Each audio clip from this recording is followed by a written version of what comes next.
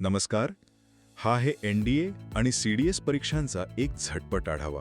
तुम्हाला भारतीय सशस्त्र दलात म्हणजे आर्मी, नेव्ही, एअरफोर्समध्ये ऑफिसर व्हायचे का? मग बघा, NDA आणि CDS ह्या त्या मुख्य परीक्षा आहेत. UPSC तुम्हाला माहीत असेल, जी देशातल्या मोठ्या सरकारी परीक्षा घेते, तीच ह्या परीक्षा वर्षातून 2दा घेते. NDA ही 12वी नंतर देता येते आणि CDS साठी तुम्हाला डिग्री लागते. पहिलं म्हणजे NDA म्हणजे काय? तर national defence academy, naval academy. ही परीक्षा 12वी नंतर 16.5 ते 19.5 वयोगटातले अविवाहित तरुण-तरुणी देऊ शकतात. यातून तिन्ही दलांचं ट्रेनिंग एकत्र मिळतं. आता CDS म्हणजे कंबाईन्ड डिफेन्स सर्व्हिसेस. ही आहे पदवीनंतर, वय साधारण 19 ते 25. यातून तुम्ही IMA, INA, AFA किंवा OTA म्हणजेच शॉर्ट सर्व्हिस कमिशनसाठी निवडले जाता. आणि हो, OTA साठी मुली आणि मुलं दोघेही अर्ज करू शकतात. दुसरं, परीक्षेचं स्वरूप कसं असतं बघा.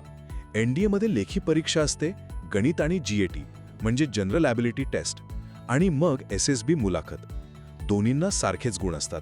CDS मध्ये इंग्रजी, सामान्य ज्ञान आणि गणित हे विषय असतात लेखी परीक्षेला. पण जर तुम्ही OTA साठी अर्ज करत असाल तर गणित नसतं, आणि मग अर्थातच SSB मुलाखत. महत्त्वाचं म्हणजे दोन्ही परीक्षांमध्ये निगेटिव्ह मार्किंग आहे, म्हणजे चुकीच्या उत्तराला मार्क कापले जातात. तिसरं, पात्रतेत नेमका फरक काय? NDA साठी तुम्ही 12वी पास पाहिजे किंवा शेवटच्या वर्षाला असाल तरी चालतं. वय 16.5 ते 19.5. पण ऐका, एअरफोर्स किंवा नेव्हीसाठी 12वीत फिजिक्स आणि मॅथ्स कंपल्सरी आहे.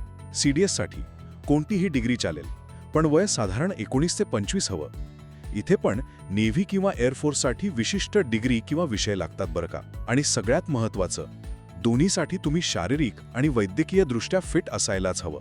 तर तुमच्या शिक्षणानुसार आणि वयानुसार NDA किंवा CDS ह्या परीक्षा तुम्हाला नक्कीच डिफेन्समध्ये ऑफिसर बनण्याची संधी देतात.